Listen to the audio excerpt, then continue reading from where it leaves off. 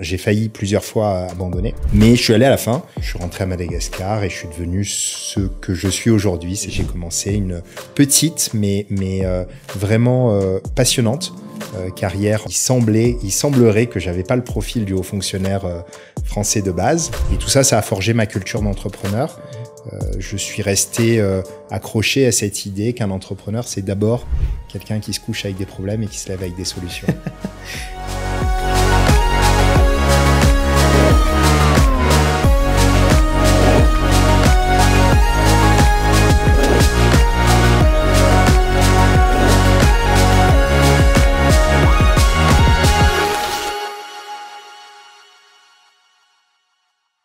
Alors aujourd'hui dans le podcast, j'ai le grand plaisir d'accueillir Emmanuel. Emmanuel, bonjour et bienvenue dans le podcast. Bonjour Axel, merci de l'invitation. Alors, peut-être pour commencer, est-ce qu'on pourrait faire une petite présentation un petit peu, si tu peux te présenter comme quand tu te présentes dans la vie de tous les jours. Avec plaisir, je m'appelle Emmanuel Kotsoyenis, j'ai grandi à Madagascar. Jusqu'à 18 ans, j'ai d'abord grandi à Fianarantsoa, entre Fianarantsoa et Ambalavo pour être précis. Mes parents avaient un hôtel familial à Fianarantsoa, l'hôtel Kotsoyenis, où j'ai grandi. Et puis le week-end, ils construisaient un écolodge dans la vallée du Tsaranour qui s'appelait le Kankata. Et donc, je passais mes week-ends là-bas entre les régions Bar et Betsilo. Donc, c'est là-bas que j'ai grandi. Et puis, après, j'ai quitté Fianart pour aller à Tana pour le lycée. J'ai fait mes études et puis je suis devenu consultant. Je suis rentré à Madagascar et je suis devenu ce que je suis aujourd'hui, c'est-à-dire un entrepreneur et un investisseur. J'ai 45 ans. Je suis papa de 2 petites filles. Manon qui a 2 ans et demi et Juliette qui en a 12 et demi, qui font mon bonheur. Et voilà. Excellent. Alors justement, on en parlait, mais en fait, c'est vrai que toi, tu en parlais, tu as grandi en fait dans un environnement où les parents sont entrepreneurs. Du coup, en fait, tu baignes un peu dedans depuis que t'es petit. Ça t'a pas un peu refroidi de voir qu'en fait, quand on est entrepreneur, on va être hyper investi en fait, et que c'est beaucoup de sacrifices, beaucoup de travail à faire, et donc du coup, forcément, peut-être, en tout cas. Je prends mon expérience à moi, en tout cas, c'est un peu moins de temps parfois pour la famille. Est-ce que toi, c'est quelque chose que tu as vécu Ouais, et alors j'ai grandi dans un milieu d'entrepreneurs, mais un certain type d'entrepreneurs. Ouais. Je dirais ceux qui sont entrepreneurs par obligation et ceux pour qui l'entrepreneuriat consiste à résoudre des problèmes.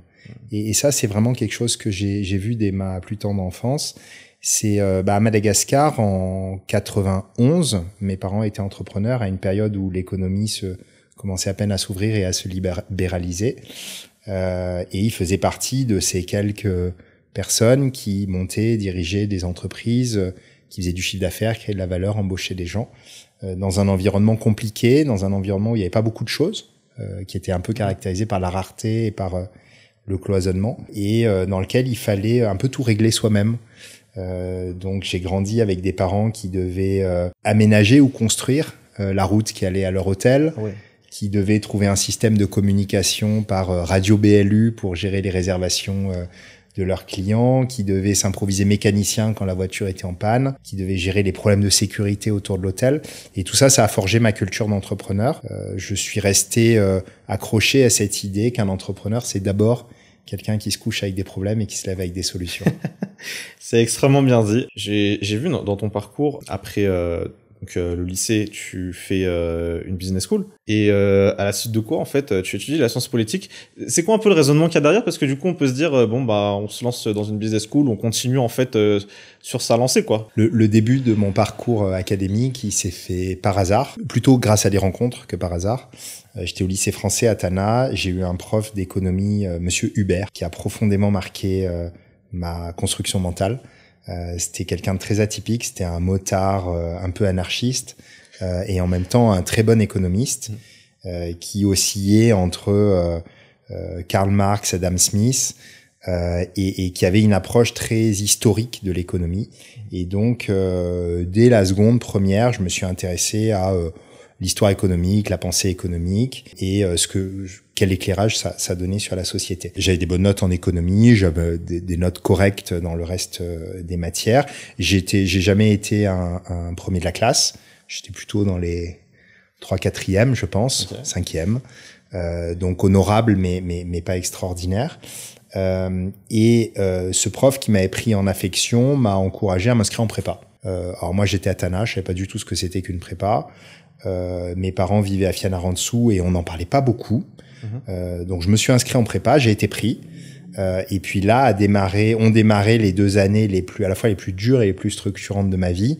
La prépa HEC, pour ceux qui connaissent pas, c'est en même temps que le courrier qui vous annonce que vous êtes admis en prépa HEC, c'est 50 bouquins à lire en juillet-août à l'époque.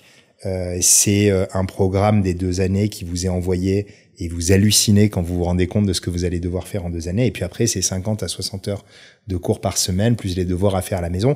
Donc c'est vraiment violent. J'ai failli plusieurs fois abandonner, mais je suis allé à la fin. Et puis après, comme tous les gens qui ont fait une prépa, j'ai passé les concours. Et là, c'est le hasard ou la destinée des concours qui fait que j'ai été admis en école de commerce à Lille, à l'EDEC.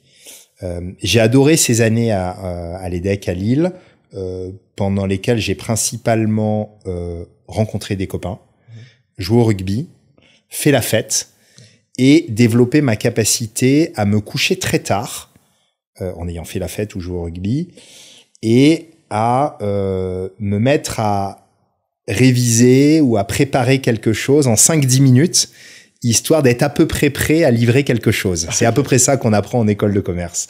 D'accord. Et en fait, j'ai adoré. Ça m'a beaucoup appris. Je donne une vision un peu caricaturale de l'école de commerce. J'en ai gardé beaucoup de choses. Mais à la fin de ces 3 ans, j'avais un petit manque. Un petit manque à la fois intellectuel. Et puis, je me disais finalement comment je vais moi aussi jouer un rôle dans le monde. Certainement pas en devenant responsable marketing ou trader ou consultant, qui sont les métiers auxquels se destinent les gens qui sortent d'école de commerce. Mais comment je vais pouvoir jouer un petit rôle en revenant à Madagascar et apporter ma pierre à l'édifice. Et je me suis rappelé que j'étais passionné par l'économie. Et je me suis dit que faire une carrière dans l'économie, on va dire, plus globale que l'entreprise, serait sans doute quelque chose qui me correspondrait bien. C'était très théorique. Et donc, sur la base de cette idée très théorique, j'ai préparé le concours de Sciences Po, Paris, que j'ai eu. Et après, j'ai passé 2 années extraordinaires à Sciences Po, avec l'idée, en gros, pour la faire simple, de bosser à la Banque mondiale, à l'OMC ou au FMI. D'accord. Ce que j'ai pas du tout fait. Parce qu'au final, après ces 2 ans, je me suis dit, en fait, c'est très bien tout ça. Mais ce qui m'intéresse, c'est quand même le business. Et donc, je suis rentré en entreprise. D'accord. À ce moment-là, quand tu finis Sciences Po, tu prends quelle spécialisation du coup? Économie internationale. D'accord. J'ai fait un double diplôme à Sciences Po. Il y avait le master classique. Ouais. Et j'ai fait un diplôme d'économie internationale, l'économie du commerce international, pour être plus précis, qui est un thème brûlant en ce moment quand on voit à quel point l'économie mondiale est impactée par les décisions sur les droits de douane, sur les échanges, etc. Et donc c'est une matière qui est vraiment passionnante, qui est au croisement de la macroéconomie, de la microéconomie et puis des rapports de force politiques. D'accord. Et donc là, tu obtiens ton diplôme. C'est quoi la suite immédiate après en fait? Eh bien, alors j'aime pas trop le terme de hasard. C'est la 2e fois depuis que je suis assis sur cette chaise que je l'emploie. J'ai envoyé un CV dans ma vie. Okay. Je sais pas si c'était par hasard ou pas. À la sortie de Sciences Po, j'ai préparé le concours de l'École nationale d'administration, l'ENA en France, auquel j'étais admissible. Et pas admis. J'ai passé les oraux et il semblerait que j'avais pas le profil du haut fonctionnaire français de base.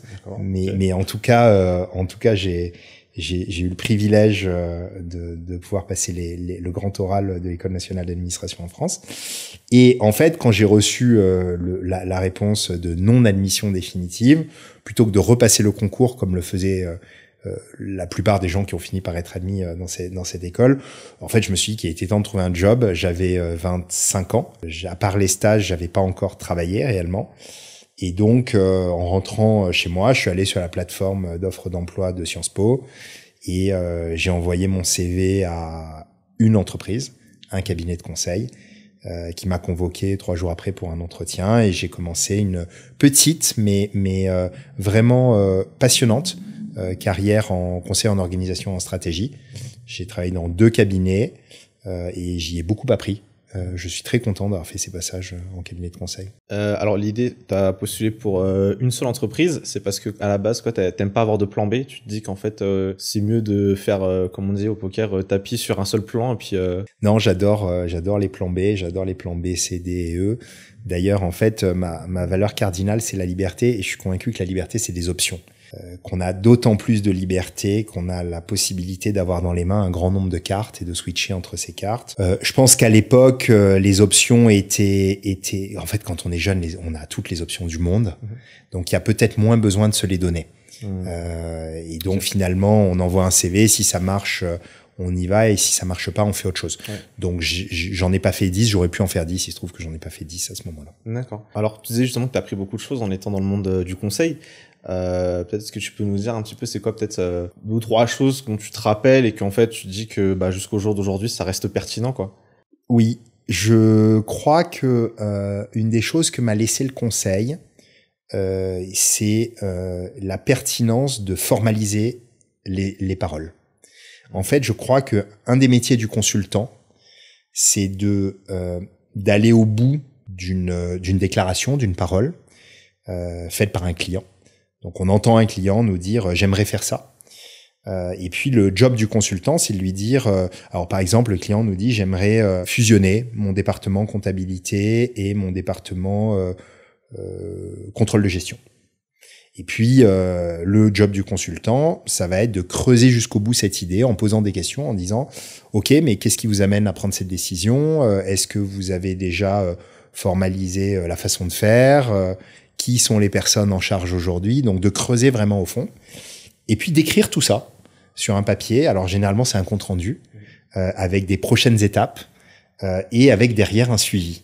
Et je crois que j'en ai appris que les meilleures idées doivent être d'abord couchées sur papier, appeler des prochaines étapes et ensuite être suivies dans le temps. C'est quelque chose que j'ai vraiment appris en conseil. Et un de mes collaborateurs, qui est le directeur de notre pôle conseil aujourd'hui, Thilan Drebouz, sur un des premiers séminaires de formation auquel j'ai participé avec lui, disait que son motto, c'était « Trust the process ». C'est un vrai motto de consultant. C'est de se dire finalement, au-delà de l'idée, le process a du sens. Ensuite, j'ai rencontré des gens extraordinaires. Le conseil, c'est un métier fabuleux qui est très hiérarchisé, très pyramidal, dans lequel quand on arrive junior, on est managé par quelqu'un qui a 3-4 ans de plus que nous, qui est lui-même managé par un manager expérimenté, qui est lui-même managé par un associé. Et on se sent assez en confiance finalement, parce qu'on a une structure autour de nous qui nous entoure et qui nous permet de faire des choses extraordinaires. Alors j'ai eu la chance d'arriver dans le milieu du conseil à une époque assez formidable pour le milieu du conseil. Quelques années après la faillite de Enron aux États-Unis, qui a donné lieu à de grands bouleversements dans l'industrie internationale du conseil, et notamment le démantèlement du cabinet de conseil qui assurait à la fois le conseil et le commissariat aux comptes de Enron, qui était Arthur Andersen. Et donc, le démantèlement d'Arthur Andersen a fait partir plein d'associés d'Arthur Andersen qui ont monté leur propre cabinet de conseil. Et moi, j'ai eu la chance de démarrer avec des anciens associés d'Arthur Andersen, donc la crème de la crème, qui avaient monté leur cabinet de conseil et qui se spécialisaient à l'époque dans l'appui à des banques et à des institutions financières sur leur plan de transformation. C'était passionnant, j'ai appris énormément de choses. Qu'est-ce qui fait que, en fait, ta carrière dans le monde du conseil ne s'est pas arrêtée je sais pas, imaginons un poste de vice-président par exemple du cabinet. C'est une bonne question. Je dirais, alors le gros drive, c'est qu'à un moment il fallait rentrer à Madagascar et quoi qu'il arrive, je serais rentré. Alors peut-être pour monter un cabinet de conseil, mais en tout cas, je pouvais pas aller faire une carrière dans le temps long. En France, à un moment, il allait falloir rentrer. Je dirais qu'ensuite, alors j'ai fait 2 cabinets. Sur le premier, j'ai quitté mon premier cabinet pour l'argent. En fait, j'ai été chassé au bout de 2 ans par un autre cabinet qui m'a proposé 50% de plus que ce que je gagnais pour faire la même chose. Donc, évidemment, j'ai changé de cabinet. Donc ça, c'est une première raison très prosaïque. Et ensuite, dans ce deuxième cabinet qui faisait la même chose que dans le premier, en plus petit, j'arrivais à une étape qui était plus précoce de la vie du cabinet. Et j'ai eu la chance d'être tout de suite au contact des dirigeants du cabinet et de me rendre compte que je me passionnais beaucoup plus par la stratégie de croissance du cabinet que par son métier de conseil. Et là, ça a fait tilt dans ma tête et je me suis dit, en fait, ce que j'aime, c'est pas de faire du conseil. Ce que j'aime, c'est d'être dans une entreprise dans laquelle je peux prendre part à la décision. J'aurais pu l'être en devenant associé d'une entreprise. Les choses ont fait que je l'ai été en devenant créateur d'une entreprise, et donc c'est le début de mon aventure entrepreneuriale en 2008, après 4 ans de conseil. D'accord. Et justement là, à ce moment-là, comme tu dis, tu montes ta première entreprise. Là, si tu peux nous dire, en fait, c'était quoi un peu le cœur de métier de ton entreprise à l'époque? D'où t'es venue l'idée? Parce que je crois, selon les recherches qu'on a faites, c'est vrai que... Alors, quoique, en fait, finalement, c'est peut-être un domaine dans lequel on pouvait t'attendre. Mais bon, je te laisse nous expliquer un petit peu de quoi il s'agit. Si, c'est un domaine dans lequel on pouvait et on devait m'attendre. En 2008, donc, j'ai décidé de créer mon entreprise. Ce que je savais faire, finalement, en conseil, on a, parmi les outils qu'on a à disposition en tant que consultant, on a ces fameuses matrices.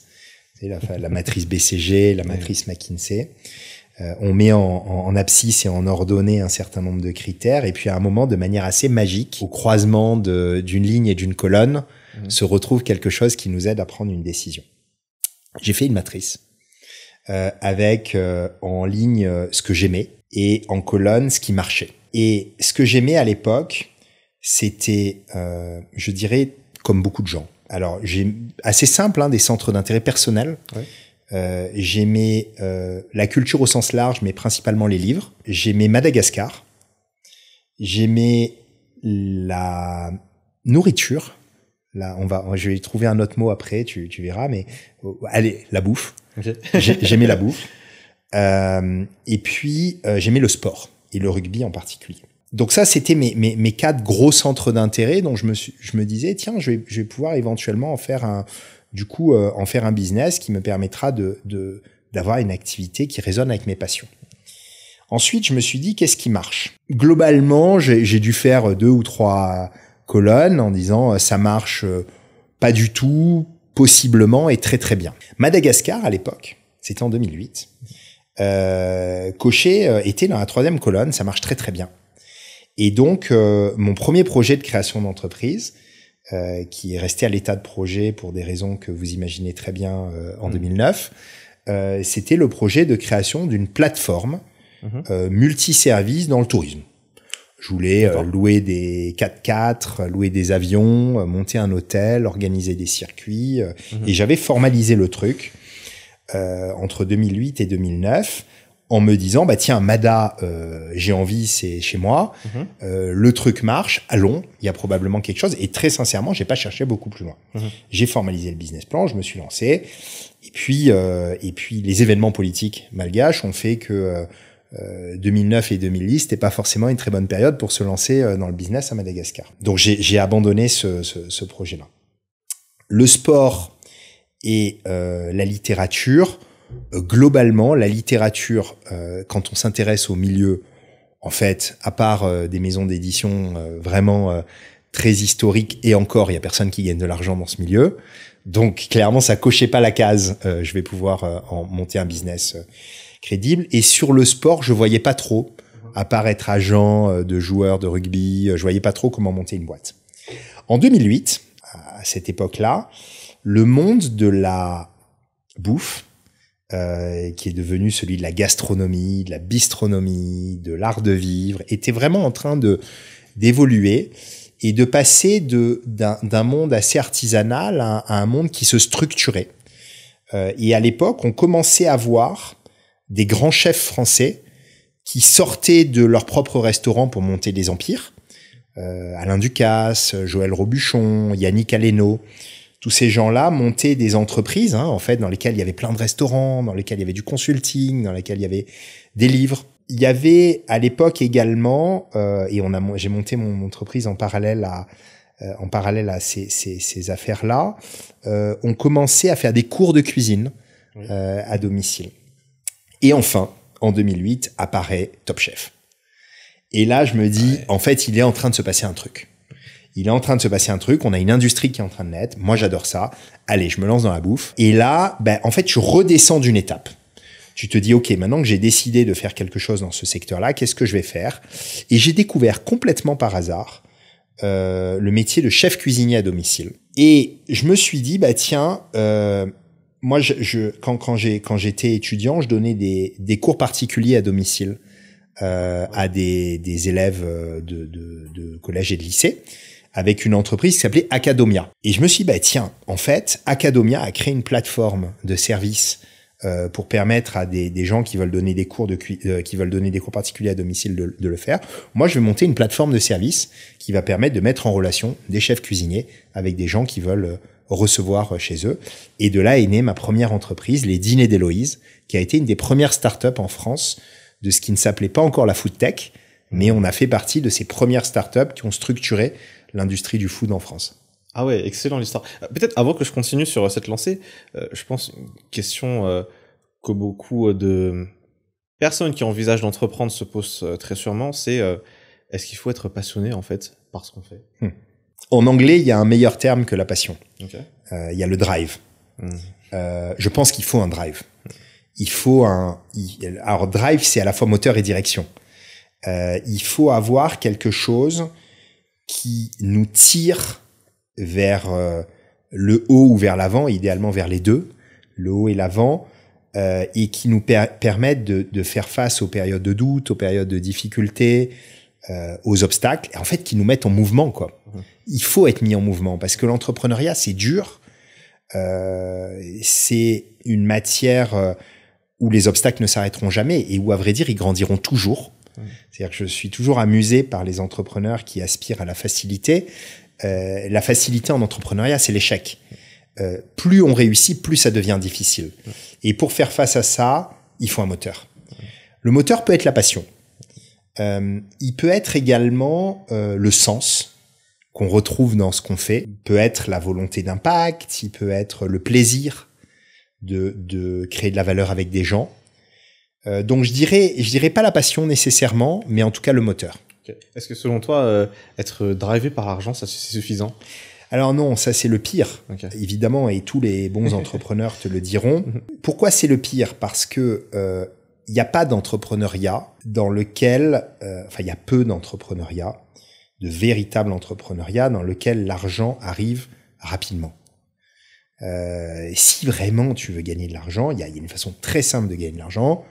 Il faut faire de très bonnes études et devenir trader en finance ou consultant en stratégie. Là, tu vas gagner de l'argent. Et en fait, tu vas en gagner, entre guillemets, assez facilement parce que l'argent va être le reward de ton effort et de ton talent. Dans l'entrepreneuriat, il y a un truc qui est certain, c'est que tout est incertain en commençant par le fait de savoir si tu vas gagner de l'argent ou pas. Donc en fait, si c'est ça que tu attends, la probabilité que tu sois déçu, elle est quand même très élevée. Okay. Maintenant, si ce qui te met en mouvement, c'est autre chose, c'est la volonté de t'exprimer dans un terrain qui te motive et qui te passionne, de régler des problèmes compliqués, alors tu vas être bon. And guess what? Tu vas probablement gagner de l'argent. Ok, super. Alors, je reviens justement donc à l'histoire que je t'ai racontée tout à l'heure. Tu montes la boîte. C'est quoi, une fois que tu as l'idée, une fois que c'est bon, tu t'es dit, ça y est, c'est ça que je veux faire. En fait, je veux mettre en relation les personnes qui reçoivent chez eux avec des chefs cuisiniers. C'est quoi les premiers steps? Tout de suite, tu construis la plateforme, c'est comment tu te légalises tout de suite? J'ai encore une fois fait mon consultant. Ouais. Donc j'ai beaucoup écrit, j'ai beaucoup formalisé, j'ai mis dans un Excel et dans un Word et dans un PowerPoint. C'est 3 bons outils à l'époque. Aujourd'hui, on a Canva qui fait tout en un, mais à l'époque, quand tu avais ces 3 outils-là, tu pouvais faire pas mal de choses. Donc j'ai fait, avant de faire un business plan, j'ai fait un modèle économique.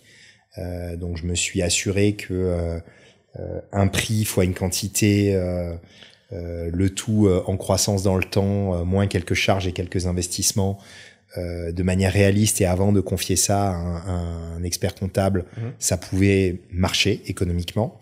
Donc je me suis posé la question du modèle économique et j'ai fait une étude de marché. J'ai regardé est-ce que ça existait déjà. Évidemment ça existait déjà, et donc où est-ce qu'il allait falloir où était le gap dans le marché, où est-ce qu'il allait falloir que je m'inscrive. Et ensuite, assez rapidement, je me suis dit, OK, il y a un gap dans le marché. L'offre qu'on peut monter, globalement, c'est ça. Pour être très concret, ce qui m'est apparu évident, c'est que la prestation de service existait.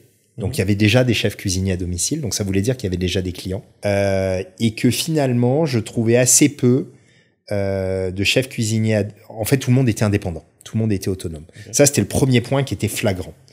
Le deuxième point qui était flagrant, c'est que tout le monde faisait à peu près la même cuisine, qui était de la cuisine française, plus ou moins, quoi.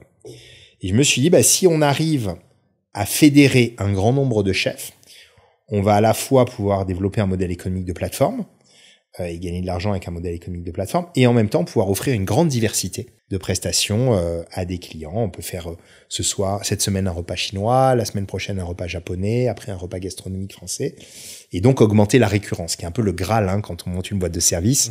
On veut un maximum de récurrence avec les clients, et la récurrence passe par la fidélisation, qui elle-même passe par la qualité et la diversité. Donc, je me suis dit, on va monter une plateforme qui va permettre de répondre à la qualité et à la diversité. Directement, et parce que j'avais cette expérience à Cadomia, je me suis dit, sur ma plateforme, je vais avoir 2 clients, le client final et les chefs, donc il faut que j'apporte de la valeur à tout le monde. Et du coup, je me suis posé la question de comment on apporte un maximum de valeur aux chefs, et ça m'a poussé à m'intéresser au process complet, qui permettait de faire un dîner à domicile pour 8 personnes. Il faut d'abord trouver le client. Ensuite, il faut lui proposer un menu. Après, il faut aller faire les courses.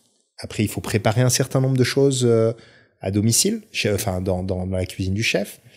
Ensuite, il faut aller chez le client, livrer, mettre la table, cuisiner, servir. Le lendemain, il faut envoyer la facture. Il faut rappeler le client 15 jours après pour lui proposer une nouvelle prestation. Et je me suis dit, finalement, au fond, 80% de ces trucs-là, les chefs, ils n'ont pas envie de le faire. Bien, on leur propose une plateforme qui leur permet de faire le seul truc qu'ils ont envie de faire, c'est-à-dire cuisiner chez les clients, discuter avec eux, les servir et créer du lien. Et donc, on va monter une plateforme qui va construire les menus, qui va trouver les clients, qui va faire les courses, qui va faire les préparations préliminaires, qui va faire tout le service de relations clients, l'administratif et la facturation. Et là, je vais réussir à fidéliser les chefs et fidéliser les clients. Une fois que j'ai mis le doigt là-dessus, il me semblait que c'était une bonne idée. Je me suis dit, je vais la tester. Et donc, je vais la tester avec des chefs.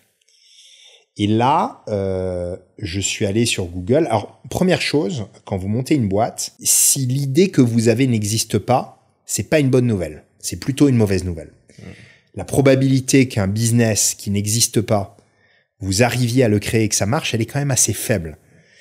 En revanche, quand vous voyez un business qui existe et où vous vous dites que vous pouvez le faire différemment ou mieux, là, c'est vraiment, il y a un gap sur le marché. Et donc, de manière assez évidente, je suis allé sur Google, j'ai appelé les 20 premiers chefs à domicile qui existaient sur Google, et puis je leur ai dit, voilà, moi je suis un ancien consultant, j'ai vu votre site, il est formidable, voilà ce que j'imagine de faire, est-ce que ça vous intéresserait de collaborer? J'ai passé qu'un seul coup de fil sur les 20. Et les 2 jeunes filles à qui j'ai passé un coup de fil m'ont proposé de les rencontrer le lendemain, et on s'est associés 3 mois plus tard. Ah ouais, incroyable. Ah bah dis donc. Quand tu dis associer, du coup, c'est vraiment s'associer au sein de la boîte ou s'associer vraiment en tant que ce sont eux en fait les premiers chefs qui vont être mis en avant en fait sur la plateforme? Non, ce que je me suis dit, c'est que pour mettre en avant des chefs sur la plateforme, il allait falloir que j'ai une légitimité en tant qu'entrepreneur, et donc il allait falloir que je m'associe à des chefs. D'accord.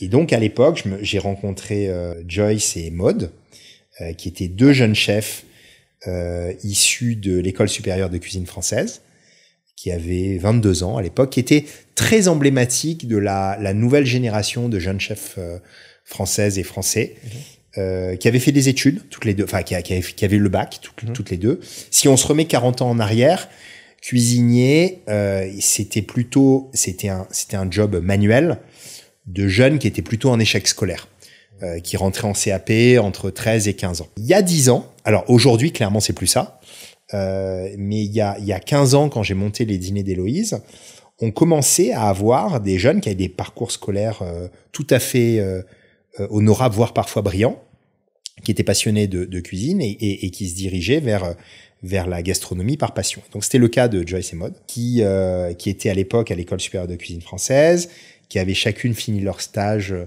Joyce chez Joël Robuchon et Maud chez Yannick Aleno, si ma mémoire est bonne.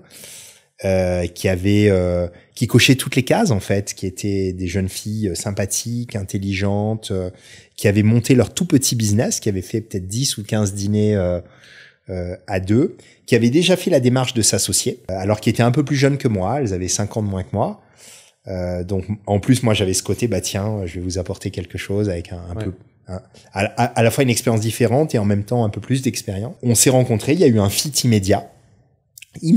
C'était évident qu'on était complémentaires, c'était évident qu'on avait la même vision. Petite anecdote, je les ai rencontrés dans un café dans le 17e arrondissement. J'ai fait ce que je fais tout le temps, c'est-à-dire que j'ai trop parlé, comme aujourd'hui. Et donc elle m'écoutait et à la fin du rendez-vous, on s'est quitté. Et quand j'ai quitté le restaurant, je me suis dit, j'ai trop parlé. J'ai foiré le rendez-vous, j'aurais dû les écouter, j'ai trop parlé. Et le lendemain, en fait, j'ai reçu un mail de Joyce qui m'a dit, tout ce que tu nous as dit nous a beaucoup parlé. Quand est-ce qu'on peut se voir pour avancer?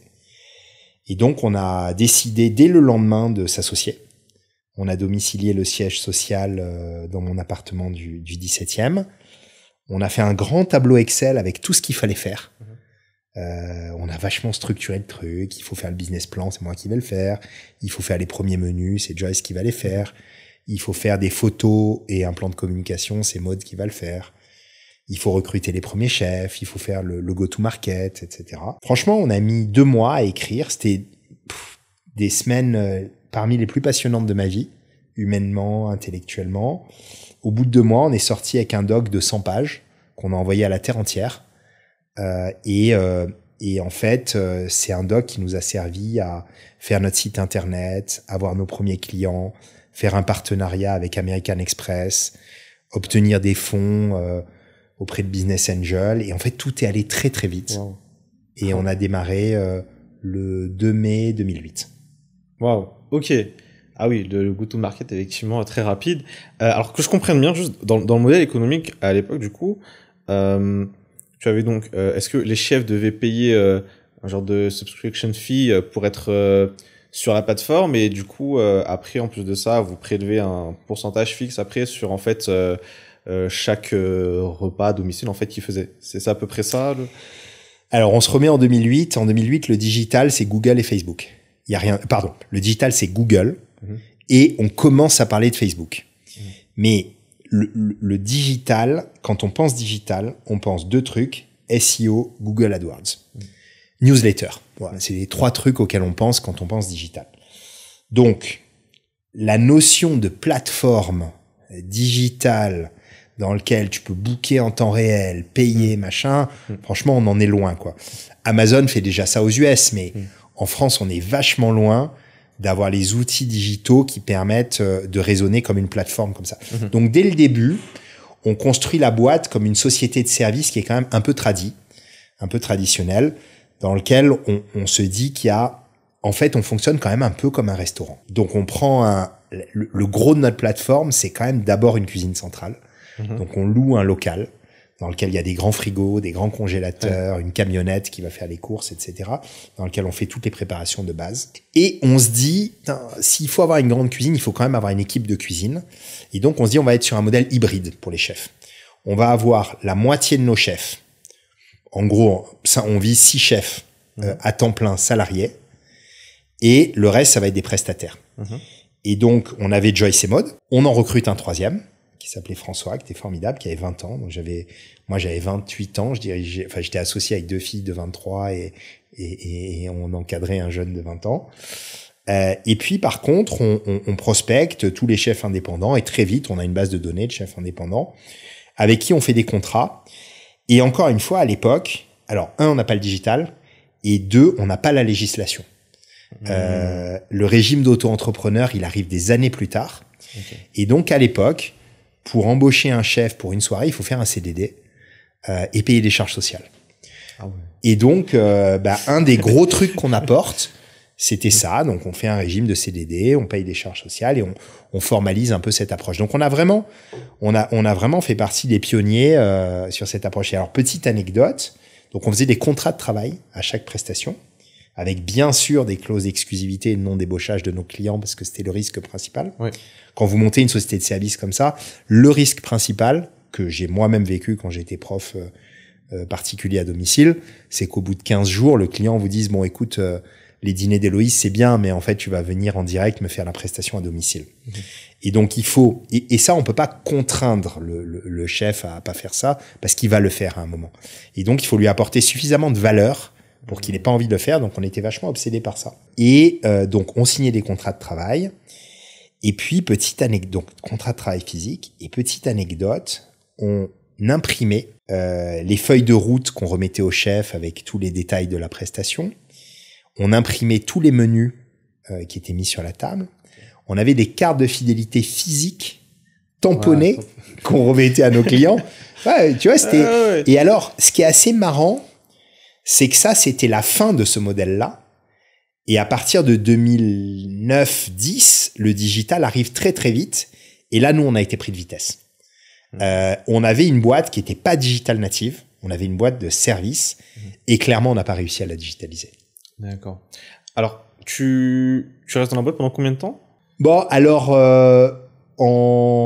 l'année d'après, on se dit que... Alors, ça marche. La boîte a très bien marché. On a fait 280 000 euros de chiffre d'affaires la première année, 500 000 la deuxième, 1 million la troisième. On a levé ce qui est top pour une start-up. On a tout de suite été rentable. Ouais. Ok, excellent. Ouais. Mais faiblement. Alors, on se payait très peu à l'époque. Je crois qu'on se payait chacun 1 000 euros. Et moi, mon dernier salaire de consultant, c'était 4 000 euros. Ouais. Et donc, pendant 2 ans, je me suis payé 4 fois moins que mon dernier salaire. Et j'ai rattrapé mon dernier salaire de consultant au bout de 3-4 ans, je pense. Bon, par contre, j'avais plein d'avantages. On partait un soir sur 2 avec du foie gras, du homard. Ouais.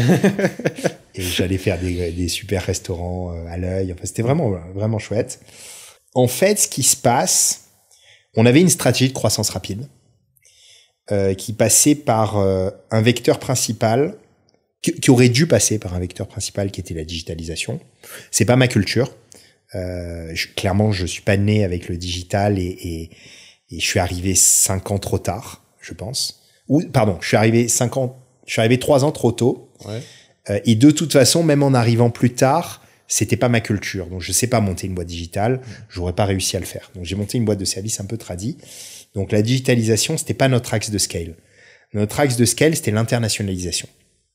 C'était de se dire, on va monter les dîners d'Héloïse, Paris, Bordeaux, Lille, c'est le déploiement d'abord local, et New York, Londres, etc. Et on a fait une bêtise, grosse bêtise. On a monté Bordeaux avant New York. Et en fait, la grosse bêtise, c'est que sur des métiers innovants, il faut d'abord aller viser les gros marchés. Okay. Et ça a été une grosse bêtise, c'est-à-dire que le temps qu'on a passé à ouvrir Bordeaux et Lille, à trouver des partenaires, à faire le go-to-market, qu'on a réussi à faire, en fait, il fallait le faire à New York. Et ça aurait beaucoup mieux marché. Et donc, en fait, j'ai pas réussi le scale. La boîte faisait 1 million de chiffre d'affaires, elle était en croissance, elle marchait très bien. On voyait pas le potentiel de croissance. On a levé 2 fois des fonds. Une fois 250 000 euros, une fois 650 000. Mais moi, je voyais bien que j'arriverais pas à passer à l'échelle. Et donc, je suis passé à l'échelle par la diversification. On a monté d'autres entreprises. Et en fait, on a créé un groupe dans lequel il y avait une activité de traiteur événementiel, dans lequel on a repris et géré des restaurants, et dans lequel on a créé et géré des salles de réception à Paris. Et donc, on a créé un groupe événementiel qui, en 2013, faisait une dizaine de millions d'euros de chiffre d'affaires et avait à peu près 150 salariés. Ah oui, d'accord. Avec tes 2 associés historiques, on va dire, vous avez créé ce groupe ou c'est juste toi après qui en fait est parti en solo un peu On a vécu au bout d'1 an ce que vivront 90% des fondateurs, des cofondateurs d'entreprises, qui est un désaccord entre associés, qui fait qu'une des associées est partie, qui est d'ailleurs restée une amie. Mais elle a décidé de prendre une autre voie, donc c'était Maud. Et Joyce est restée avec moi, et en fait, elle est restée avec moi jusqu'à la fin. Sur la partie événementielle, on a fait rentrer un autre associé qui avait lui-même créé une boîte d'événementiel avec qui avait lui-même déjà fait ce qu'on voulait faire et qui nous a apporté la compétence et qui est rentré dans la boîte et avec qui on a structuré. Ensuite, on a fait rentrer un investisseur financier, donc on était 4. Et puis, assez rapidement, on a fait rentrer quelques salariés clés au capital. Et donc, à la fin, on était 7 associés. 7 associés. Ok, d'accord. C'est quoi un peu les challenges entre gérer une boîte où en fait vous êtes peut-être moins d'une dizaine en fait, et gérer une boîte où vous êtes plus d'une centaine et où vous faites 10 fois plus de CA aussi que précédemment, et au fait où il y a plusieurs entités à coordonner. C'est quoi les plus gros challenges que toi t'as rencontrés et qu'est-ce que tu en as appris Je pense que le plus gros challenge, c'est la compétence. Ouais. C'est qu'en fait, idéalement, il faudrait savoir faire. Sauf qu'en fait, les entrepreneurs, ils savent pas faire. Et donc, si je me remets 15 ans en arrière, en fait, je savais pas faire. J'avais pas la compétence. Un entrepreneur, c'est un peu comme quelqu'un qui saute d'un avion et qui construit le parachute pendant la chute, quoi. Alors, c'est moins radical que ça, mais c'est quand même apprendre en faisant. Et donc moi, clairement, sur ma première entreprise, j'ai tout appris en faisant, et donc j'ai tout fait mal. Mais si c'était à refaire, je pourrais pas faire mieux, parce que c'était moi. Qu'est-ce qui est le plus dur ? Le plus dur, c'est de bien s'entourer. C'est un réflexe que n'ont pas tous les entrepreneurs, et qui peut faire gagner énormément de temps et éviter énormément de risques. Et une fois qu'on s'est bien entouré, c'est bien écouter. Les entrepreneurs sont des gens convaincants par nature, et qui ont un risque important, c'est qu'ils convainquent les gens, et ils se retrouvent avec des gens convaincus, et il y a un phénomène d'autoconviction. Moi, je pense que les entrepreneurs doivent s'entourer de gens contrariants, de gens qui sont pas d'accord avec eux. Je pense que parmi les grandes qualités d'un investisseur, il y a la capacité à exprimer un désaccord avec l'entrepreneur de manière claire et bienveillante dans l'intérêt de l'entreprise. Et ça, c'est quelque chose que j'ai pas su faire quand j'étais entrepreneur. Je m'entourais de gens qui étaient engagés et intelligents, mais souvent convaincus par moi. Et donc, j'aurais pu écouter davantage. Le deuxième point, je dirais, c'est la culture d'entreprise. Quand on crée une entreprise, on dit souvent, en tant qu'investisseur, on dit que finalement, les 4 points, les 3 points principaux qu'on regarde, c'est ce fameux article d'Andreessen de 2009 ou 2010 qui s'appelle What Matters the Most ou What Truly Matters, où il dit pour la première fois ce terme de product market fit. Andreessen, c'était le fondateur de Netscape, donc un des pionniers d'internet, qui ensuite a vendu Netscape et qui a investi dans la plupart des startups historiques de la Silicon Valley. Dit finalement, moi je pense qu'il y a 3 sujets quand on crée. Il y a l'entrepreneur, le marché et le produit. Okay. Qu'est-ce qui compte le plus ? Lui, il dit c'est l'adéquation du produit et du marché. C'est d'arriver avec un bon produit sur un bon marché. C'est vrai pour les entreprises qui veulent changer le monde, c'est clair. Si t'as pas une adéquation pure et parfaite et progressive, par contre, de ton produit avec ton marché, ça va être très difficile. Donc, il faut aller sur un gros marché et proposer le produit qui est accepté par le marché. L'entrepreneur, c'est évident, c'est l'entrepreneur ou l'équipe, qui fait que ça va marcher ou pas marcher. Moi, je pense que je suis un entrepreneur correct, donc je mets de côté ce sujet-là. J'ai arrêté de me poser la question de savoir si j'étais un entrepreneur correct ou pas. En revanche, il y a une question que j'aurais dû me poser avant. C'est quelle culture d'entreprise je veux mettre en place ? Parce qu'au fond, c'est ça qui fait que quand tu es un bon entrepreneur, avec un bon produit sur un bon marché, tu fais la différence avec tous les autres, qui sont aussi des bons entrepreneurs avec des bons produits sur un bon marché. Et je crois que j'ai pas été assez vigilant dans mes premières années à quel type de culture d'entreprise je voulais véhiculer. Et c'est quelque chose aujourd'hui qui me préoccupe beaucoup dans les entreprises dans lesquelles on investit et dans ma propre entreprise. Quel type de culture d'entreprise on met en place ? Alors justement, je pense que quand on parle de culture d'entreprise, je pense pour la majorité des gens, ça reste quand même un concept relativement flou, on va dire. Qu'est-ce qu'on entend exactement par là ? Est-ce que tu peux nous guider un petit peu justement et nous expliquer un petit peu, quand toi tu parles de culture d'entreprise, à quoi tu fais référence ? Principalement, comment on communique et comment on prend des décisions. Qu'est-ce qui nous amène à bien échanger en interne et en externe et à prendre des bonnes décisions ? Quels sont les facteurs qui nous amènent à faire ça ? Et c'est un ensemble de domaines. Alors, il y a l'histoire de l'entreprise qui fait partie de la culture. Il y a les habitudes qu'on a développées, qui sont en partie historiques, mais qui peuvent être construites également, les habitudes, les routines, les moments de célébration. Il y a la façon de se parler dans l'entreprise. Moi, par exemple, je crois, en tout cas c'est ma culture, au feedback transparent à chaud. C'est un élément de culture d'entreprise chez nous. C'est on dit les choses au moment où on les pense et de la manière la plus proche possible de ce qu'on pense, avec toujours du respect pour la personne qui reçoit l'information et toujours en tête le fait que ce qu'on livre, c'est dans l'intérêt de la personne qui le dit, de la personne qui le reçoit et surtout de l'entreprise. Ça, c'est un élément de culture d'entreprise. Il y a des entreprises qui préfèrent processer la façon de communiquer et de prendre des décisions. Moi, je préfère qu'elles soient rapides et transparentes. Il y a des entreprises qui aiment annoncer les victoires quand elles sont définitivement acquises. Moi, je trouve que d'abord, les victoires sont jamais définitivement acquises parce que le combat ne s'arrête jamais. Et moi, j'aime bien annoncer les petites victoires. J'aime bien montrer le chemin et dire, là, sur ce chemin, je suis content de vous dire qu'on a passé ce cap-là et que du coup, c'est génial, il faut qu'on célèbre et qu'on continue à avancer. La façon dont le vocabulaire qu'emploient les gens dans une entreprise fait partie des éléments de culture. Est-ce qu'on dit les choses avec des mots compliqués? Est-ce qu'on dit les choses avec des mots très simples? Est-ce qu'on fait des longues phrases? Chez nous, tu l'as compris, je pense qu'on fait des longues phrases. Voilà, tout ça, c'est les éléments de culture. D'accord. Et ce qui est important, c'est que c'est des éléments de culture qui sont quand même d'abord impulsés par l'entrepreneur, mais qui ensuite vivent. Et l'entrepreneur lui-même fait évoluer sa propre culture au rythme de l'évolution de la culture de la boîte et qui est modelé par les premiers autres collaborateurs, les associés, la gouvernance, les partenaires, les clients.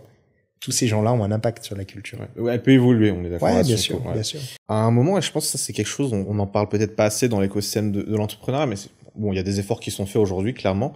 Alors il y a un entrepreneur qui est passé en tant qu'invité et lui il m'a dit, l'entrepreneur en fait, il est là pour créer de la valeur. Et donc à un moment donné, en fait, quand il fait grandir sa boîte, etc., à un moment, faut qu'il pense en fait à ce qu'on peut communément appeler faire un exit, enfin quitter la boîte, à se faire racheter ses parts. Toi, c'est quelque chose qui se passe dans ta vie d'entrepreneur dans le cours de l'aventure du groupe justement que tu as cofondé? Alors, sur le fait qu'un entrepreneur soit là pour créer de la valeur, on est d'accord. Il y a une jolie phrase de Schumpeter, qui est un économiste autrichien, qui dit l'entrepreneur est le héros solitaire de la croissance. Il n'y a pas de valeur économique créée sans entrepreneurs. C'est les entrepreneurs qui créent la valeur économique.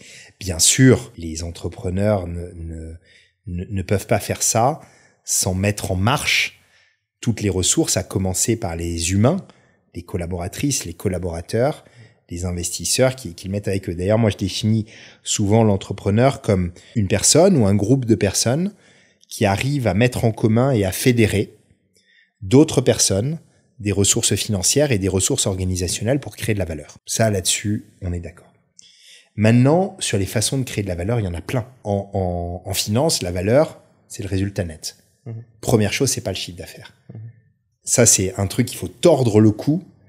Il y a rien de plus éloigné de la valeur économique que le chiffre d'affaires. Le chiffre d'affaires, c'est un indicateur au mieux pour les naïfs, au pire pour les idiots.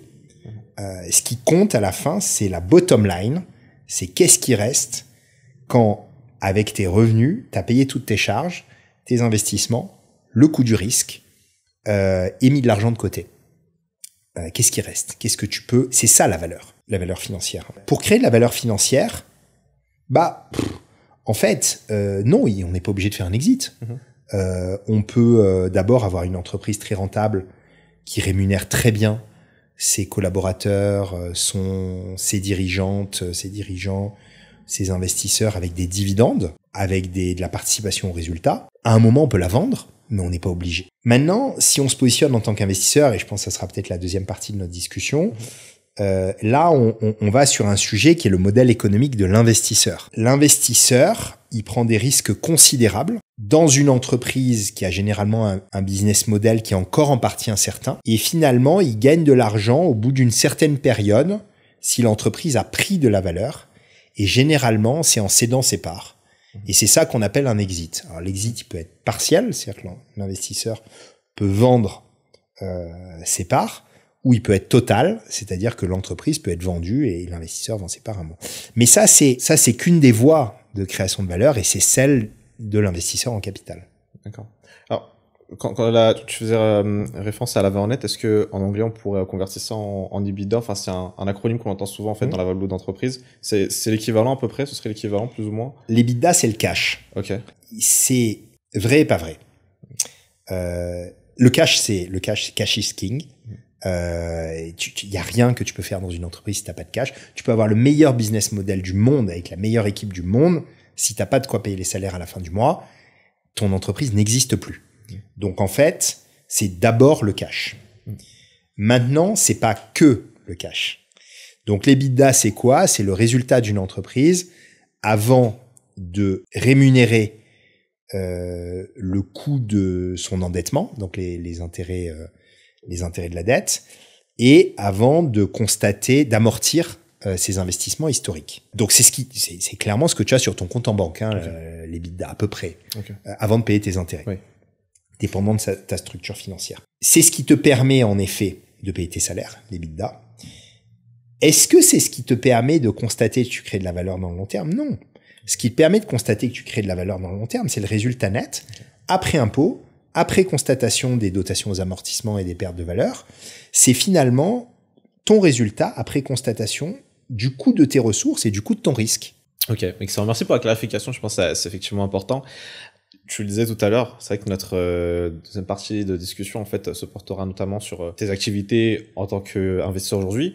Peut-être avant qu'on en parle, d'un point de vue, si on regarde un peu la chronologie en fait de la manière dont les événements s'enchaînent, tu continues à travailler dans le groupe jusqu'à quel moment, et à quel moment tu te dis ok, je passe à autre chose et je reviens à Mada. Alors ma première expérience d'entrepreneur, à la création des dîners d'Héloïse à la direction d'un groupe qui s'appelait Antilope au pluriel. Je trouvais que les antilopes sont des animaux élégants, rapides et qui sont absolument capables de tout quand elles se déplacent en meute de manière organisée. Et donc, comme on avait plusieurs entreprises dans le groupe, on s'est dit que ça faisait un joli nom. Ma première expérience entrepreneuriale a été un succès en demi-teinte. Ça a été un succès commercial important. On a créé, et c'est là où je reviens sur cette histoire de chiffre d'affaires. On a créé des entreprises qui faisaient du chiffre d'affaires, qui parfois avaient des positions de leader.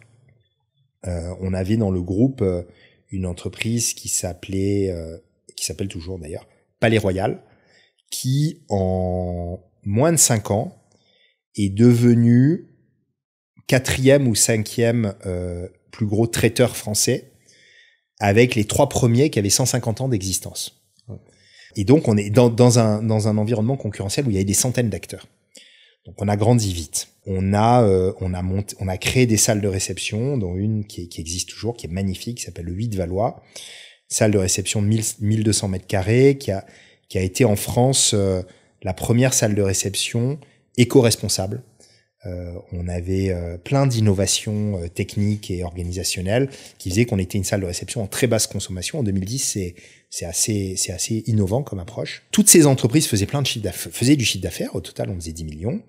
On avait des bonnes équipes. On avait un chef exécutif qui était un des meilleurs chefs français, Alexis Revida, qui avant nous était chef d'un des plus grands traiteurs français. Moi, en tant qu'entrepreneur, on doit pouvoir retrouver quelques coupures de presse et quelques JT. J'avais une belle visibilité, j'avais une belle reconnaissance. Donc tout ça, c'est des éléments de succès. Maintenant, il y a des éléments d'échec importants. On gagnait pas d'argent, donc on était très faiblement rentable. On avait choisi un mode de financement par dette pour ne pas être dilué au capital. Donc on avait fait rentrer peu d'investisseurs, on avait beaucoup emprunté. Et dans un contexte où tu es faiblement rentable et où tu as pas mal de dettes, à un moment, tu es un peu coincé en cash, quoi. Donc, on s'est retrouvé au bout de quelques années, à partir de 2013, création du groupe 2008, 2013, ça commence à être des années difficiles. les fins de mois sont difficiles, les discussions avec les banquiers sont difficiles, les discussions sur les augmentations de salaire sont difficiles. Et puis, je reviens aussi sur la culture d'entreprise et la structuration. Il y a plein de choses que j'aurais dû faire. Structurer les outils, mettre en place un vrai conseil d'administration qui m'accompagne sur la prise de décision. Tout ça, c'est des choses qui n'ont pas été faites. Et donc, à partir de 2013, on rentre dans une période difficile, dans un contexte économique par ailleurs très difficile en France et à l'international, avec une taille de boîte importante qui fait qu'on est en concurrence avec plein de gens. Et moi, entre 2013 et 2016, en fait, j'ai fait que de la restructuration. Donc, on a, sans rentrer dans les détails, on a dû restructurer notre dette financière, on a dû restructurer notre équipe, on a dû restructurer notre actionnariat. J'ai dû faire rentrer un actionnaire majoritaire. Alors, je suis resté léger, j'avais la confiance de cet actionnaire majoritaire. Mais en fait, j'ai découvert des choses qui étaient pas dans ma culture et dans mon ADN d'entrepreneur. Rétrospectivement, j'ai beaucoup aimé faire ça. Mais en gros, j'ai fait 3 ans un peu de guerre pour restructurer un groupe. Ce qu'il en est resté, c'est que au bout de 2 ans et demi, j'étais fatigué, très fatigué, et j'avais envie de passer à autre chose. Et puis qu'au fond, on avait diminué la valeur qu'on pensait pouvoir créer avec cette entreprise, et donc le succès financier a été un succès en demi-teinte. Donc j'ai vendu mes parts de cette entreprise aux investisseurs qui m'ont racheté. Et je me suis retrouvé avec dans mon sac à dos, ou plutôt dans mon track record, un certain nombre d'actifs et un certain nombre de passifs. Côté actif, j'avais 10 ans d'expérience entrepreneuriale, avec les succès que j'ai évoqués et les combats que j'ai évoqués. J'avais respecté tous mes engagements auprès de tout le monde, mes collaborateurs, mes investisseurs, mes banquiers. J'avais appris énormément de choses. J'avais un peu d'argent. Côté passif, j'étais fatigué. J'avais un peu de dette. J'avais perdu un peu le souffle. Et donc ça, c'était en 2016. Et en 2016, j'ai entendu une histoire qui m'a beaucoup inspiré, qui est l'allégorie du homard. Le homard, c'est un prédateur des récifs coralliens qui est extrêmement dangereux avec ses grandes pinces qui peut qui peut déchiqueter des crabes, des poissons et tout ce que tu veux, mais qui plusieurs fois dans sa vie, 2 ou 3 fois dans sa vie, perd sa carapace, est mue et se retrouve incroyablement vulnérable. En fait, a besoin d'aller se ressourcer, se reposer. Il se met dans un terrier, dans son terrier, et il reconstitue sa carapace. Ça dure quelques semaines. Eh bien moi, mon terrier, c'était Madagascar. Et donc, en 2016, j'ai décidé de rentrer à Madagascar, me ressourcer. Je suis rentré chez mes parents, à Salaribé. Ils ont un hôtel dans le sud-ouest de Madagascar. Je me suis reposé, j'ai renoué avec la famille. J'ai pris le temps de lire, de capitaliser sur ce que j'avais fait, sur ce que j'aimais. Et puis, parce qu'on est entrepreneur, ce temps, il a été finalement hyper court. Donc, je suis resté dans mon terrier que quelques mois. Et après, ça, c'est la deuxième étape. C'est qu'en fait, j'ai créé Miracap ensuite, à partir de 2016, fin 2016 et surtout 2018. Et c'est ce qui m'anime depuis aujourd'hui, 7-8 ans. Pour les quelques personnes peut-être qui ne connaissent pas exactement ce que fait Miracap aujourd'hui, est-ce que tu peux, dans les grandes lignes, un peu nous dire c'est quoi les différentes activités j'imagine qu'elles ont peut-être évolué aussi depuis, mais est-ce que tu peux nous dire du coup qu'est-ce que c'était à l'origine et puis aujourd'hui qu'est-ce que vous faites Ouais. Miracap, c'est un fonds d'investissement à impact. Notre mission, c'est de financer des entrepreneurs qui ont un fort potentiel de croissance et qui, à travers leurs activités d'entrepreneurs, génèrent des impacts positifs pour la société.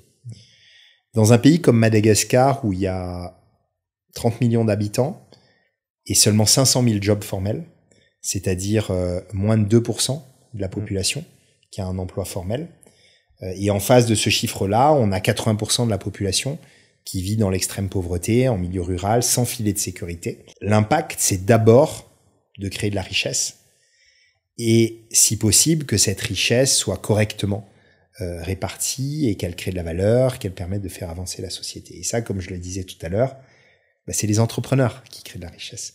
Et donc, moi, je suis arrivé avec une mission qui est de me dire comment je peux aider plus d'entrepreneurs à créer plus de richesse. Donc, on a créé Miracap, un fonds d'investissement. Alors, c'est quoi concrètement? C'est une société qui investit dans des sociétés. Donc, j'ai moi-même levé des fonds. Ouais. Je suis allé voir, en fait, toutes les gens et les organisations qui, à l'époque, s'intéressaient à l'entrepreneuriat. Donc, je suis allé voir des entrepreneurs à succès, je suis allé voir des grandes entreprises, des banques, des institutions financières, et je leur ai proposé de me mettre à leur service pour collecter leur argent et l'investir, si possible, correctement dans des entrepreneurs qui allaient créer des jobs, créer de la valeur et innover. Et donc, c'est ce qu'on a commencé à faire en 2018, avec un fonds initialement de 11 milliards d'ariars, qui est ensuite passé à 25, et qui nous a permis de financer aujourd'hui une quinzaine d'entreprises avec des tickets d'investissement moyens de 2 milliards d'ariars à peu près, et d'accompagner ces entreprises en tant qu'investisseurs et associés.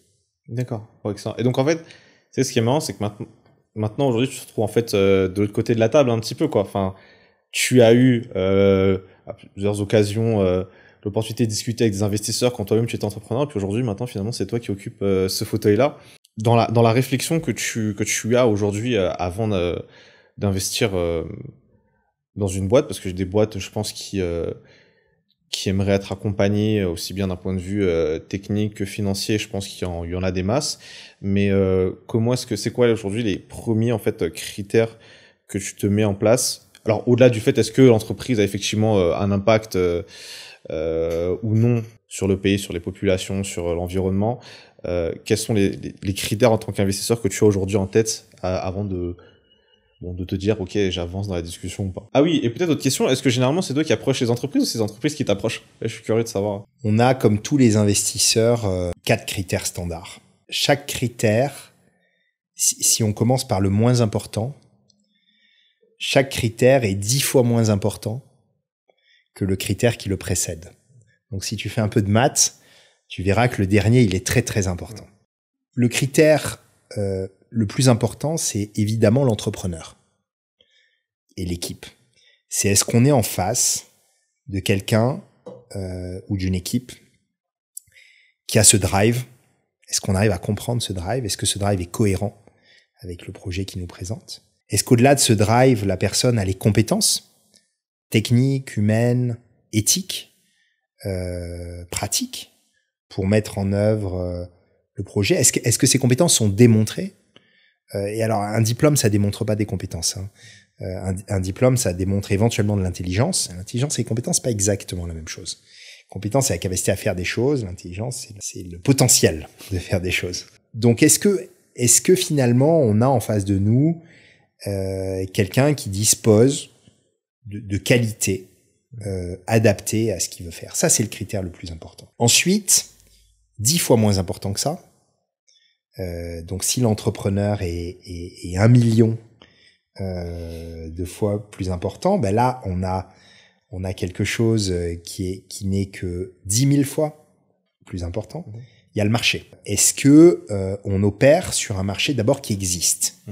Ça, c'est un truc sur lequel nous, on est très prudent en tant qu'investisseurs sur les entrepreneurs qui viennent nous voir en disant, je vais faire un truc qui n'existe pas encore. Alors là, moi, je pars en courant. C'est un truc qui n'existe pas encore. Mon sujet, c'est est-ce que ça existe et est-ce que tu vas le faire bien? Et si possible, est-ce que tu vas le faire mieux? Ensuite, alors, il faut que ce soit un gros marché. Alors, il faut que ce soit un marché existant. Il faut que ce soit un gros marché. Et idéalement, il faut que ce soit un marché en croissance. En troisième critère, et donc ça n'est que 100 fois important, on se retrouve avec finalement l'offre de produits et de services qu'a cette entreprise sur ce marché. Pourquoi ça n'est que 100 fois important là où l'entrepreneur est 1 million et le marché est 10 000? Parce qu'en fait, un bon entrepreneur sur un bon marché, il fera évoluer ses produits et ses services. Et donc, c'est pas ça le sujet. Okay. Et enfin, et ça n'est qu'une fois, c'est le projet. Pourquoi? Parce qu'en fait, un projet, il a le droit de changer. Et donc, finalement, ces 4 critères-là, je reprends à l'envers, hein, le projet, l'offre de produits et services, le marché et l'entrepreneur, c'est les critères standards de tous les investisseurs. J'ajouterai dans le projet, c'est à la fois le projet de l'entreprise et le projet d'association. c'est comment on monte un partenariat. Et alors, ce qui est difficile, c'est que ces trois critères, le projet, le marché, l'offre de produits-services, ils sont fondamentaux. C'est-à-dire, je suis pas en train de dire qu'ils sont pas importants. C'est-à-dire, s'ils sont pas bons, on va se planter. Mais ce que je suis en train de dire, c'est qu'ils pourront être formidablement bons. S'il n'y a pas l'entrepreneur, en fait, ça tiendra pas. Okay. Et c'est ça le sujet. Et que réciproquement, quand il y a un bon entrepreneur, généralement les trois suivent. Et notre rôle à nous en tant qu'investisseurs, c'est d'aider les bons entrepreneurs à aller vers les bons marchés avec la bonne offre de produits et services et le bon projet.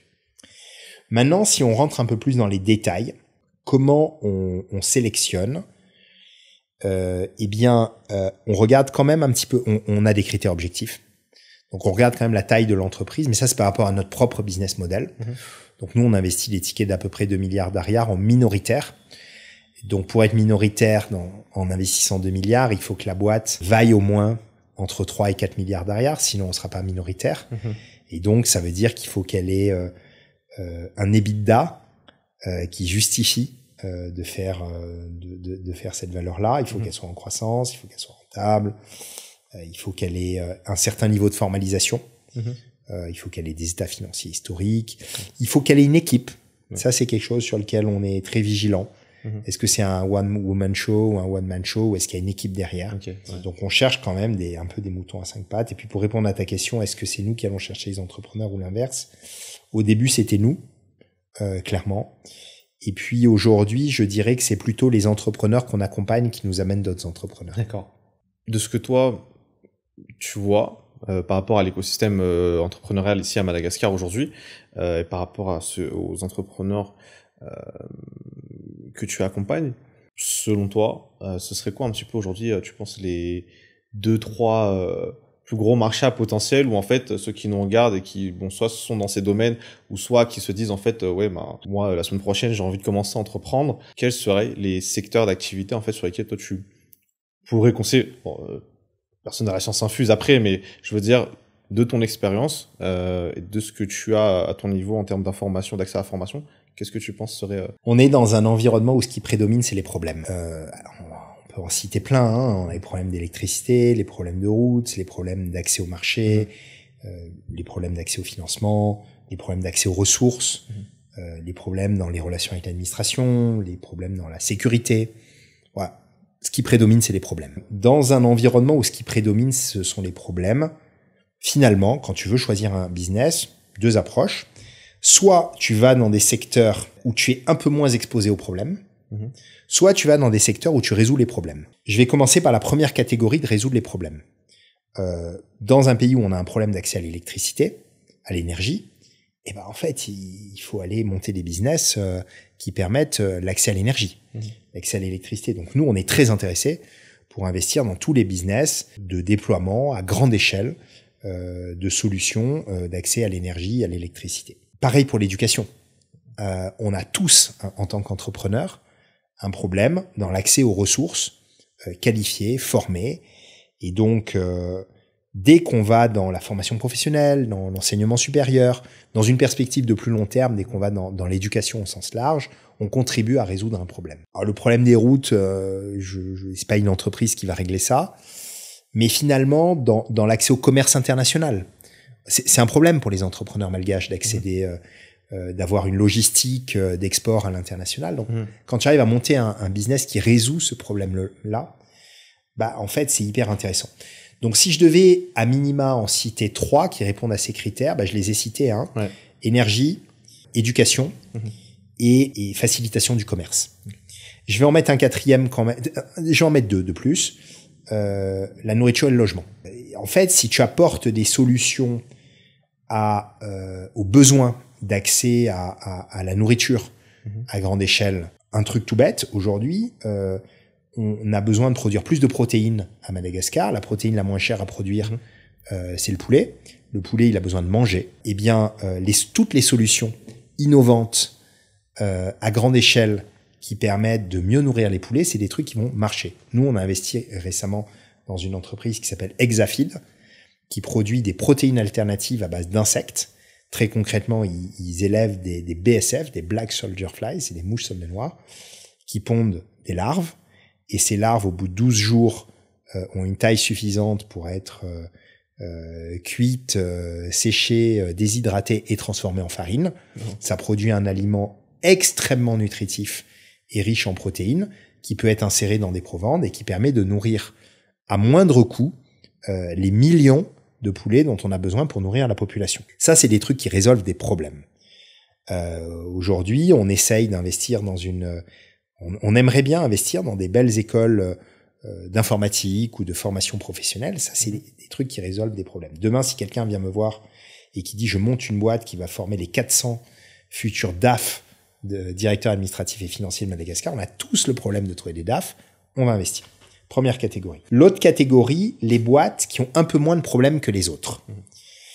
Donc, en gros, qui subissent un peu moins les contraintes que j'ai évoquées avec les autres. Là, en gros, pour la faire très simple, c'est l'export. Tout ce qui transforme des produits à haute valeur ajoutée et qui dépendent un peu moins des contraintes du marché local, eh bien, en fait, nous, ça nous intéresse. Donc, quand tu fais de la prestation de services informatiques pour des marchés à l'étranger, quand tu fais de la transformation de produits agroalimentaires à haute valeur ajoutée pour des marchés à l'international, là, ça nous intéresse. Voilà. Ok, excellent. Waouh, ok, mais il y a vraiment matière à réfléchir, je pense. On arrive vers la fin de notre discussion. Mais peut-être, et j'ai l'habitude de le faire, c'est en fait, je donne l'opportunité à mon invité, peut-être de transmettre un message. Peut-être je pense qu'il y a énormément de sujets qu'on peut encore aborder. Peut-être qu'il y a des sujets en particulier que toi, tu aimerais transmettre à notre audience. Aujourd'hui, on a un public majoritairement qui est entre 18 et 35 ans, en tout cas 70%. Est-ce qu'il y a quelque chose, justement, peut-être que tu souhaiterais, que ce soit un conseil, que ce soit une histoire que tu souhaiterais raconter, peu importe, on va dire que c'est le moment. Non, ce que j'ai, merci de me donner cette opportunité, ce que j'ai essayé de faire en étant le plus transparent possible, et c'est de montrer qu'il n'y a pas de miracle dans l'entrepreneuriat, que c'est dur, que c'est beaucoup de travail, beaucoup de détermination, que c'est mieux quand on n'est pas tout seul. J'ai essayé de passer ce message-là. Si je devais résumer un peu les qualités extraordinaires qu'on attend d'un entrepreneur, et donc en forme de conseil, je dirais qu'il faut avoir à la fois les yeux tournés vers les étoiles, c'est obligatoire, c'est le fameux drive dont on a parlé tout à l'heure. Sinon ça sert à rien de partir au combat si on n'a pas une grande cause et un truc qui nous mobilise. Qu'en même temps que les yeux tournés vers les étoiles, il faut avoir les pieds sur terre, parce qu'en fait, la réalité, elle est là, elle est brutale.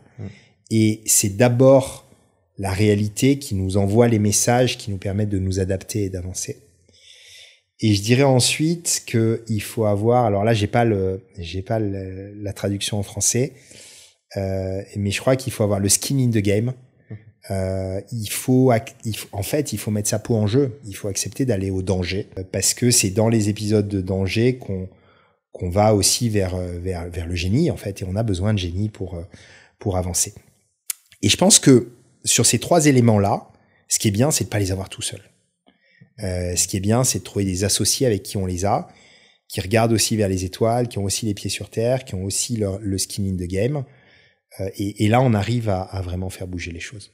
Écoute, franchement, Emmanuel, merci déjà par le temps que tu as pris pour ce que tu as pu nous partager. Il y avait énormément de valeur dans notre échange. Je suis sûr que celles et ceux qui nous ont suivis jusqu'au bout pourront en attester.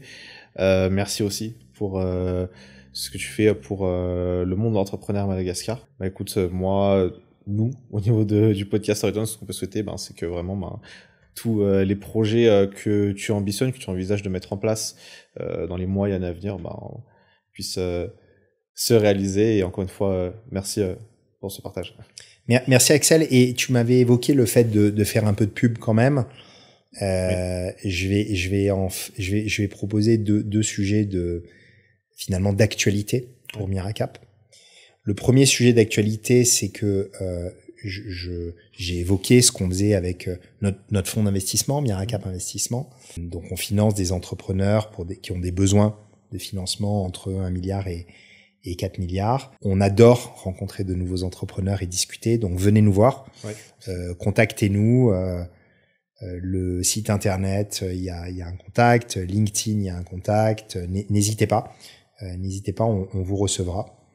Ça, c'est mon premier point. Et mon deuxième point, c'est qu'on est en train de monter un deuxième fonds qui a une thèse d'investissement différente, qui a une ambition géographique un petit peu plus large. Je suis convaincu que à Madagascar et dans des pays proches, alors on a à Madagascar un patrimoine naturel absolument extraordinaire, mais qui est considérablement mis en danger.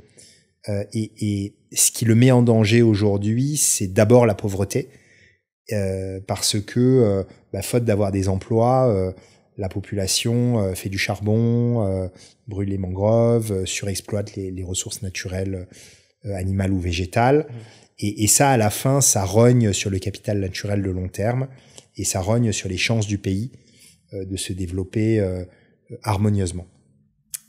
Et je suis convaincu que l'entrepreneuriat, la création de valeur, est de manière à la fois directe et indirecte un levier très puissant de réduction de la pression sur la nature et d'adaptation au changement climatique.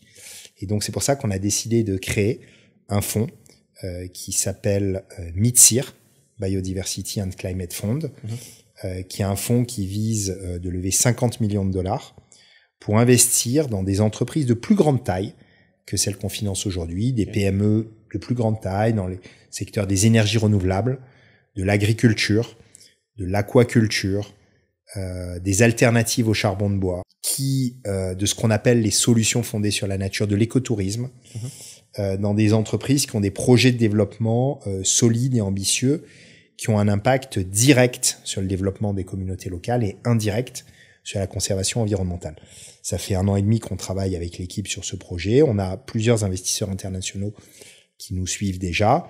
On espère que le fonds sera levé avant la fin de l'année 2025. On espère pouvoir investir à Madagascar, au Mozambique, aux Comores et peut-être en Tanzanie sur des tickets d'investissement de 1 à 6 millions d'euros. Et là-dessus, mon appel, c'est que on a beaucoup suivi les événements internationaux sur la réduction de l'aide publique au développement.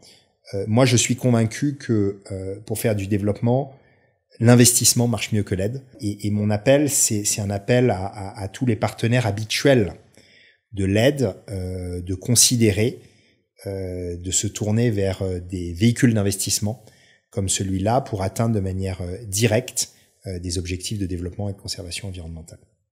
Excellent. Merci Emmanuel et écoute, à une prochaine. Merci Axel.